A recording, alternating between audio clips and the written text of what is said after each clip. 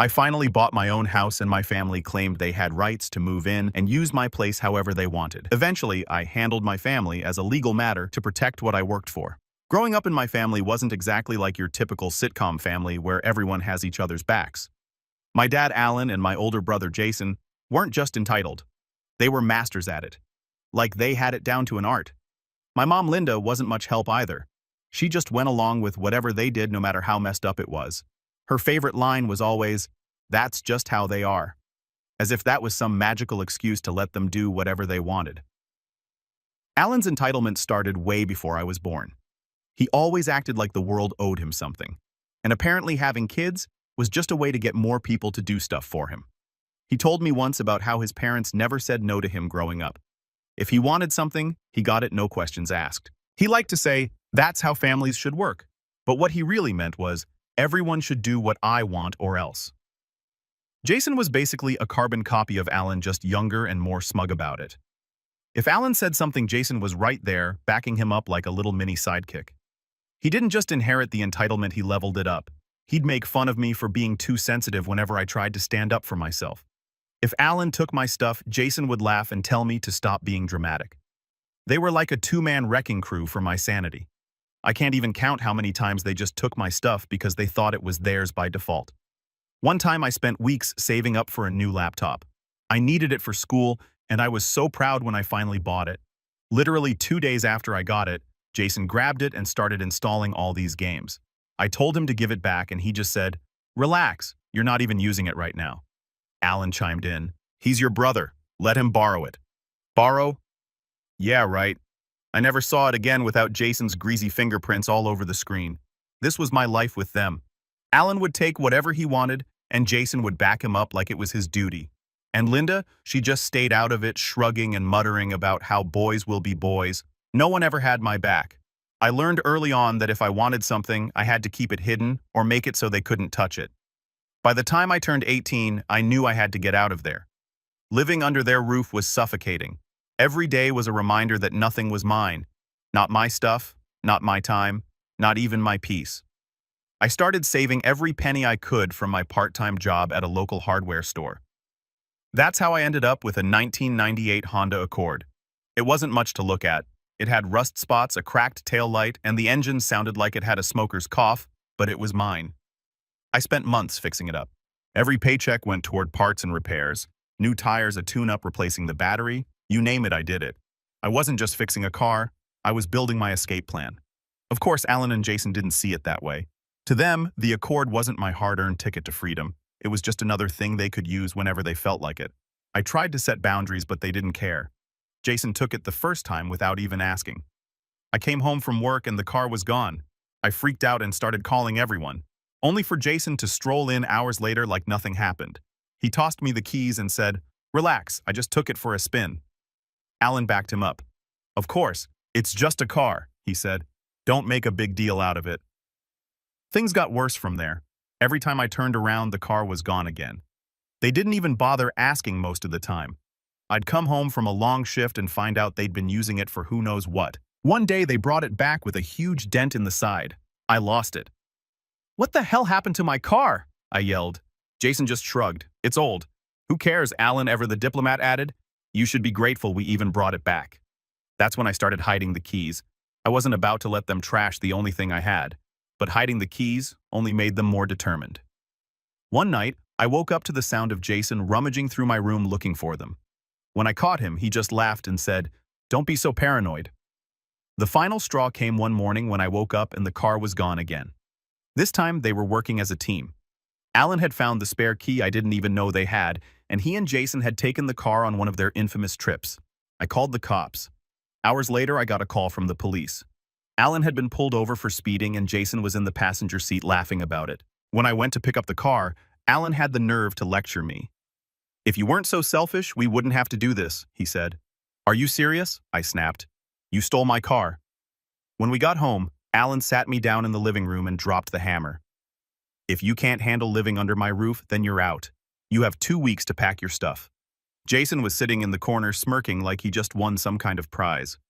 "Good luck out there," he said, his voice dripping with fake sympathy. Getting kicked out wasn't even the worst part. I mean, sure, it felt like a slap in the face, but honestly, I'd seen it coming for a while. Alan always had to have the last word, and Jason loved stirring the pot. What really pushed me over the edge was how smug they both were about it. Like they genuinely thought they were teaching me some sort of lesson. I spent the first night just lying on my bed staring at the ceiling thinking about how I ended up here. All I wanted was to have something that was mine, something they couldn't take or ruin. That stupid old Honda Accord was supposed to be my ticket out of their grasp, and now not only had they wrecked it, but I was out on my ass with nowhere to go. The next morning I went out to check the car. It was sitting in the driveway like nothing had happened, but it felt different now. I walked around it, running my hand along the side. The dent Jason put in it was still there, glaring at me like a reminder of every boundary they'd bulldozed. The interior smelled like fast food and sweat. They'd left trash in the back seat, empty soda cans, crumpled up wrappers. My car, the one thing I'd worked so hard for, had been turned into their personal dumpster. I started cleaning it out, muttering to myself the whole time. Selfish. Really, I'm the selfish one. Every piece of garbage I threw away felt like I was tossing out a piece of their entitlement. It didn't make me feel any better, though. The damage was done. As I was wiping down the dashboard, Alan came out onto the porch with his coffee, acting like he owned the place. Well, he did technically, but you know what I mean. He leaned on the railing, watching me like he was waiting for something. Finally, he said, "What's your plan, genius?" I didn't even look at him. "What's it to you?" He laughed like I just said the funniest thing in the world. "You think you can survive out there without us?" "Good luck." Jason stepped out behind him, shirtless and eating a bowl of cereal like he hadn't a care in the world. "Yeah, you're going to come crawling back in a month. Bet money on it." I wanted to snap back, but what was the point? They'd already made up their minds about me. Anything I said would just add fuel to their fire, so I just kept cleaning the car. Alan eventually got bored and went back inside. But Jason hung around leaning against the porch rail like he had nothing better to do.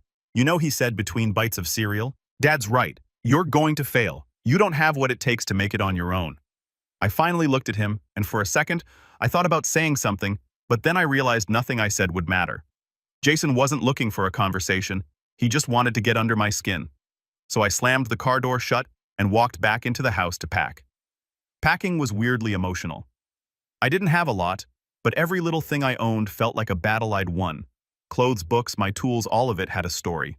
Most of those stories involved me working my ass off to buy or fix something only for Alan or Jason to dismiss it as nothing special. I stuffed everything I could into a couple of duffel bags and a toolbox. But it still didn't feel like enough. What was I even going to do? I had no real plan. I couldn't afford an apartment, and I wasn't about to couch surf with relatives who'd just parrot Alan's crap back at me. But one thing was clear. I wasn't staying here another second longer than I had to. Loading up the car felt like the first real step toward freedom, even if I had no idea where I was going.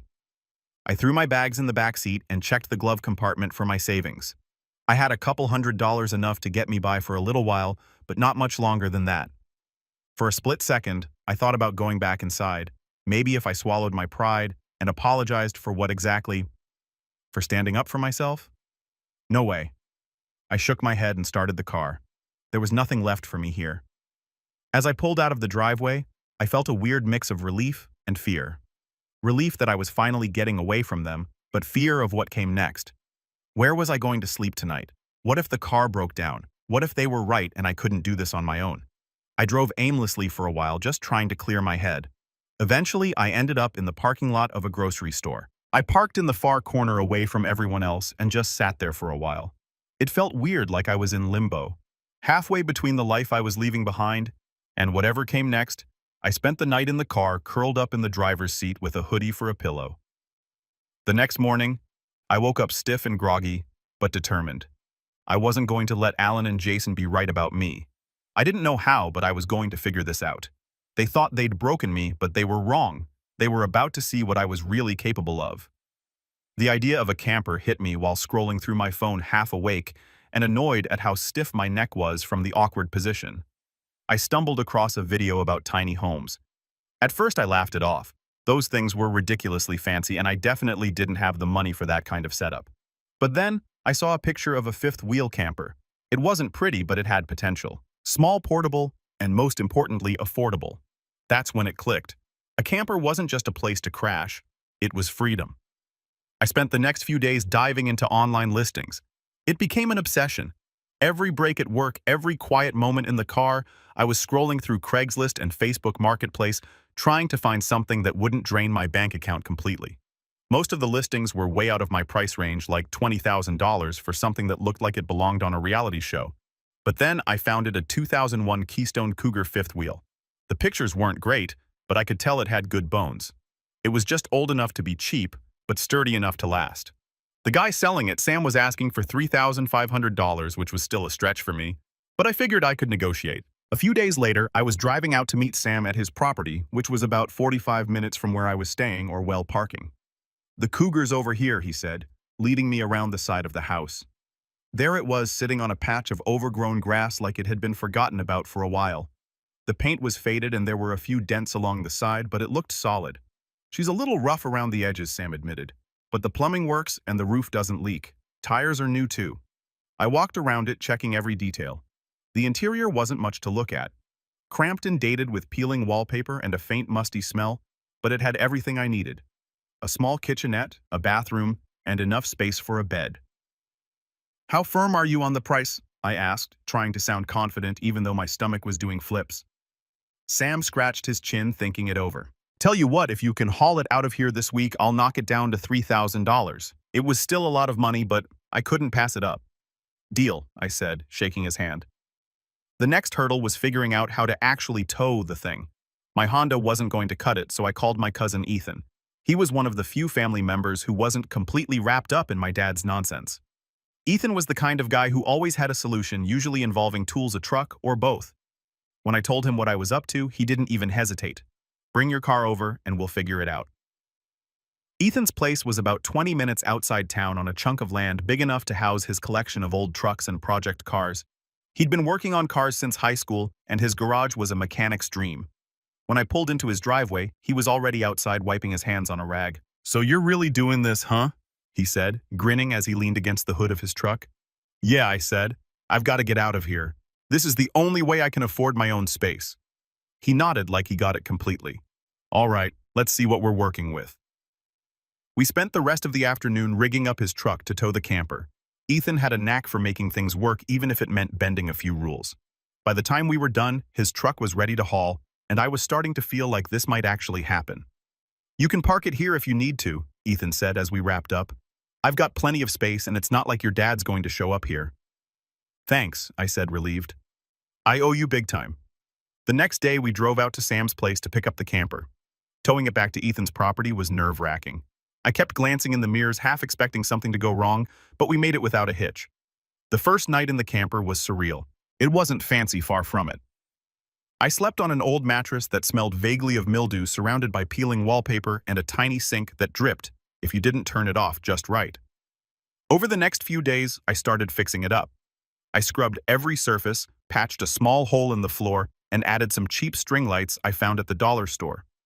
Ethan helped me hook up a water supply, and I managed to find a used propane tank for the stove. It wasn't much, but it was starting to feel like home. I thought moving would give me some peace, but of course Alan and Jason couldn't leave well enough alone. I didn't tell them where I was staying, but news travels fast in my family. I guess someone mentioned my setup to them, probably thinking they were making polite conversation. Next thing I knew, they were back in my business. A couple of days later, Ethan came to the camper while I was working on patching up the roof. "You got company," he said, pointing toward the driveway. I climbed down the ladder and spotted Alan's beat-up truck pulling in with Jason riding shotgun. "Great," I muttered, wiping my hands on my jeans. "What do they want now?" Alan got out first, acting like he owned the place. Jason followed, his usual smug expression plastered across his face. They didn't even say hi. Alan just walked right up to the camper, looking it over like he was appraising it. "Nice setup you've got here," he said, his tone dripping with fake politeness.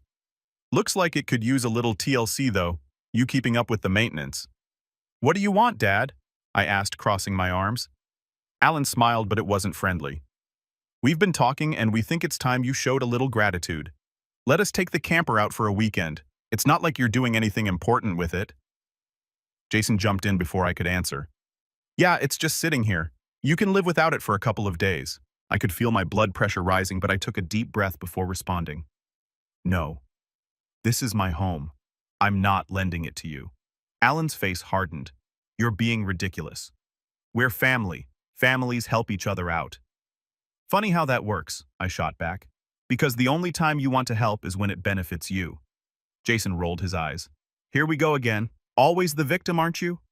I ignored him and focused on Alan. You've taken enough from me. The answer's no. Ethan, who'd been watching from a distance, decided he'd heard enough. He walked over and stood next to me, crossing his arms. You heard him, Ethan said. No means no. Alan glared at Ethan like he was some kind of traitor. This doesn't concern you, Ethan smirked. It does when you're on my property. For a moment I thought Alan was going to blow up, but instead he shook his head and muttered, unbelievable. He turned to Jason. Come on, we're leaving. You're going to regret this, he said as they drove off. I wish I could say that was the end of it, but of course it wasn't. A few days later, I started getting calls and texts from family members. Alan and Jason had been busy spinning their version of the story. According to them, I was being selfish and ungrateful, refusing to help out my poor dad, who just wanted a nice weekend away. Why can't you just let him borrow it? One of my aunts asked over the phone. It's not like you're using it for anything important. It's my home, I replied for what felt like the 100th time. Would you let someone take your house for the weekend? That's not the same, she argued. He's your father. Exactly. That was the problem. The calls didn't stop. Everyone had an opinion, and most of them weren't on my side. I started ignoring my phone altogether. Ethan tried to cheer me up by joking about how Alan and Jason were like a bad movie villain, always plotting their next move. It was funny at first, but the constant pressure was wearing me down. The breaking point came when they showed up again. I was sitting outside enjoying a rare moment of peace when I heard the rumble of their truck coming up the driveway. I groaned, "You've got to be kidding me." Alan didn't even bother with pleasantries. He got out of the truck and pointed at the camper. "We're taking it," he said like it was already decided. I stood up. "The hell you are?" Jason leaned against the truck, smirking as usual. "We figured we'd give you a chance to do the right thing, but clearly you're too stubborn for that." Ethan came out of the garage wiping his hands on a rag. "You're not taking anything?" He said, his voice calm but firm. "Unless you want me to call the cops." That got Alan's attention. "You wouldn't dare," he said, his tone low. Ethan didn't flinch. "Try me." There was a tense moment where I thought things might actually get physical, but Alan backed down. He muttered something under his breath and got back in the truck. Jason gave me a sarcastic little wave as they drove off. "This isn't over," he said. I thought things would settle down after Ethan stood his ground. I mean, how many times can you be told no before you finally get the message? But Alan and Jason weren't the type to let anything go, especially when they felt disrespected. For them, it wasn't just about the camper. It was about control. If they couldn't have it, they'd make sure I regretted keeping it from them. A few weeks passed without any drama. I started to let my guard down, thinking maybe they'd finally moved on. Ethan even joked about it one night while we were working on his truck. "You think they're plotting their next move, or did I scare them off for good?" he asked, grinning. "Probably both," I said. Alan's not exactly the forgive and forget type. I should have known better than to assume the quiet meant anything good. Turns out they were just waiting for the right moment. It was late, maybe 2 or 3 a.m., when I woke up to the sound of something outside. At first I thought it was the wind. Ethan's property was pretty open, and the camper would creak sometimes if the breeze picked up, but this wasn't the wind. It was the distinct sound of footsteps, slow and deliberate, followed by the metallic clink of something hitting the hitch. My stomach dropped. I got up quietly, my heart pounding in my chest, and peeked through the window. Sure enough, there they were. Alan and Jason crouched by the hitch, trying to unhook the camper. Alan was fumbling with the locks while Jason held a flashlight, looking over his shoulder every few seconds like a kid stealing from the cookie jar. For a moment, I just stood there frozen. I couldn't believe they'd actually sunk this low. But then the shock wore off and the anger kicked in. This wasn't just some petty argument anymore. They were trying to steal my home. I grabbed my phone and threw on a hoodie. Bursting out of the camper, I shouted, "What the hell do you think you're doing?" They both jumped, Alan dropping the tools he'd been using. Jason, ever the quick talker, tried to play it off. "Relax, man, we were just—" "Don't even start." I cut him off. "You're trying to steal my camper in the middle of the night. Are you insane?" Alan straightened up, brushing off his hands like he hadn't just been caught red-handed. "It's not stealing," he said, like that made any sense. "We're your family. We just wanted to borrow it for a couple of days." "You mean steal it?" I shot back. "Because that's what this is." Jason stepped forward, flashlight still in hand. "Don't be so dramatic. It's not like we were going to keep it." "Get off my property," I said, pointing toward their truck. "Now before I call the cops." Alan's face twisted into a sneer. "You'd really call the cops on your own father over this?" Jason rolled his eyes. Oh, here we go. Always the victim. You need to grow up. Grow up, I repeated, laughing bitterly. You're the one sneaking around in the middle of the night like a damn criminal. Before they could respond, Ethan's porch light flicked on and the door swung open. Ethan stepped out holding a crowbar in one hand and a flashlight in the other. What's going on out here? He called, his voice calm but firm. Alan and Jason both froze.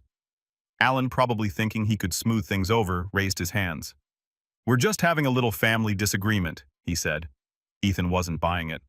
Looks to me like you're trespassing. You want to explain why you're messing with the camper at this hour? Jason tried to jump in, but Ethan cut him off. Save it. You've got about 30 seconds to get in your truck and leave, or I'm calling the cops myself. After they were gone, Ethan turned to me. You okay? Yeah, I said, though my heart was still racing. Thanks for coming out. He nodded. Figured they'd pull something like this eventually. You should probably think about adding some extra security just in case. I was already planning on it, I said, running a hand through my hair. This just sealed the deal. The next day I went into full lockdown mode. I bought motion sensor lights and heavy-duty locks for every part of the camper that could be accessed. I even found a GPS tracker online that I could attach to the undercarriage. If they ever managed to move the camper, I'd know exactly where it went. Ethan helped me install everything, and by the time we were done, the camper looked more like a fortress than a home. If they come back, they're going to need a damn tow truck, Ethan joked, though I could tell he was just as frustrated as I was. Alan and Jason didn't try anything for a while after that, but the damage was already done. Every little sound outside made me suspicious, and I started checking the locks obsessively. It wasn't just about the camper anymore. It was about feeling safe, and they'd taken that from me. The real showdown came at the family barbecue. Ethan had offered to host it that year, and I figured it was a good chance to reconnect with some of the less dramatic members of the family. I parked the camper off to the side of his property, far enough from the main area to give myself some space, but close enough to keep an eye on it. Things were going well at first. I caught up with a few cousins, played a game of cornhole, and even managed to laugh a little. For a moment, it felt like maybe we could all just have a normal day without any drama. And then Alan showed up. He didn't waste any time. The moment he saw the camper, his face twisted into a scowl, and he made a beeline for me. Jason was right behind him, smirking like he couldn't wait to watch the fireworks. You really brought it here? Alan said, loud enough for everyone to hear.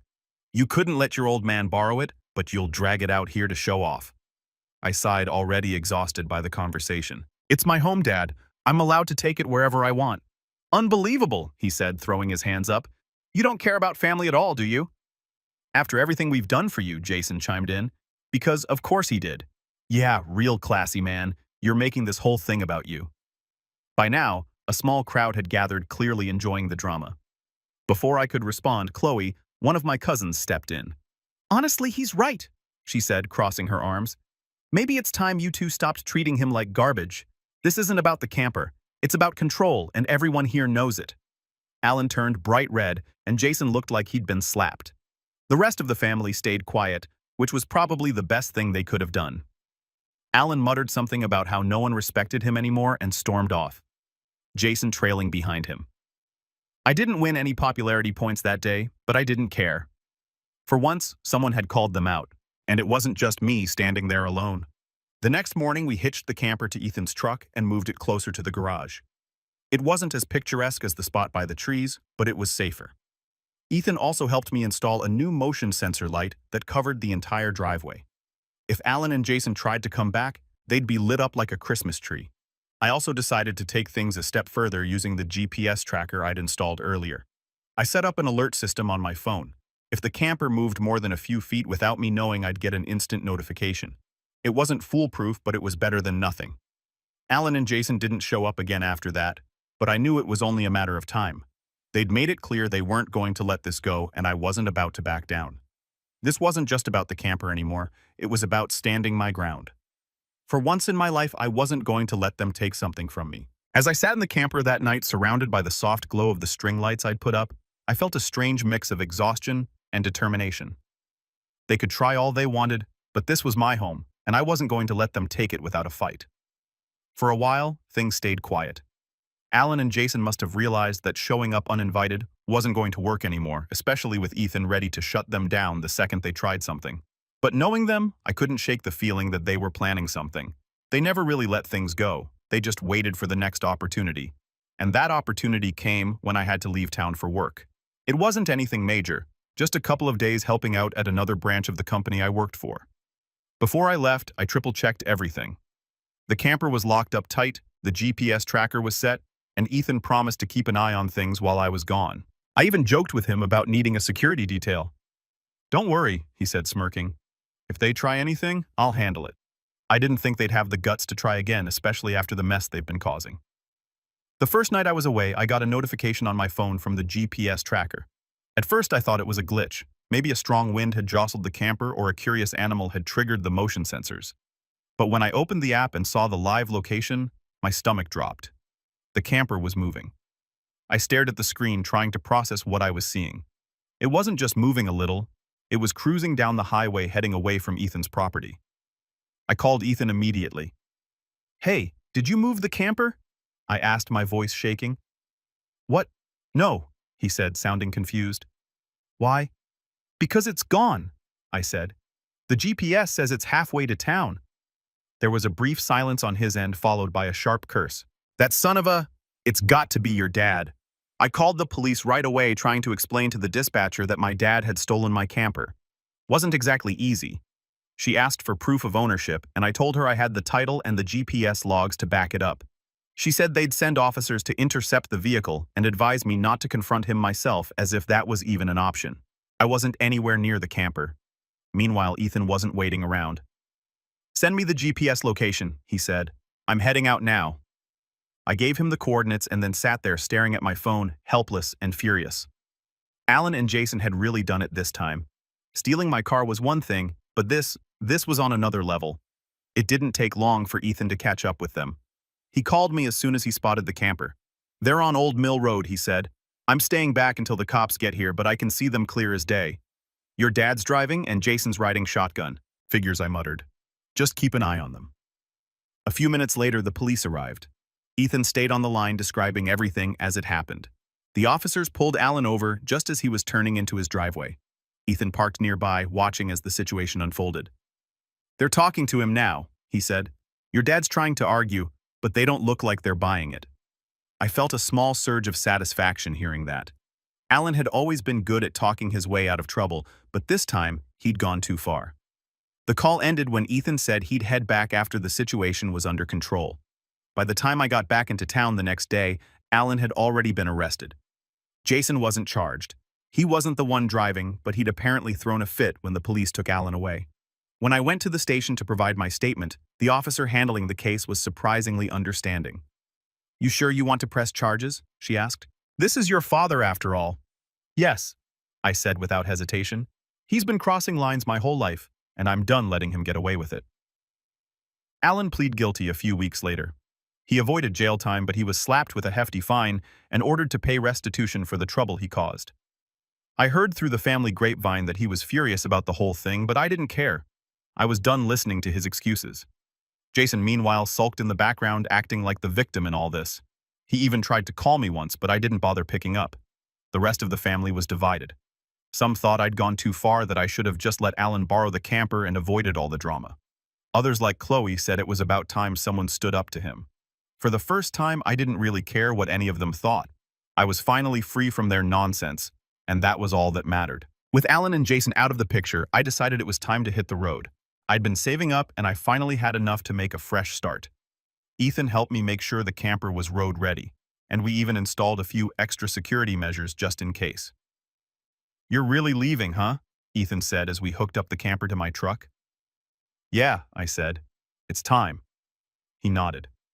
"Well, don't be a stranger, and if Alan or Jason tries anything, call me. I'll take care of it." I laughed. "Thanks, man, for everything." Driving away from Ethan's property felt surreal. For the first time in my life, I wasn't just running from something. I was running towards something. I didn't know exactly where I was going, but that didn't matter. What mattered was that it was my decision.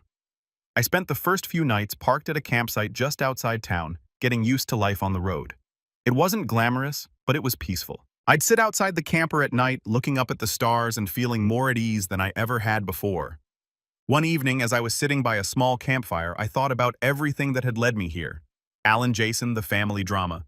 It all felt so far away now. For the first time, I wasn't just surviving. I was living totally on my own. Ties completely cut with my parents and brother.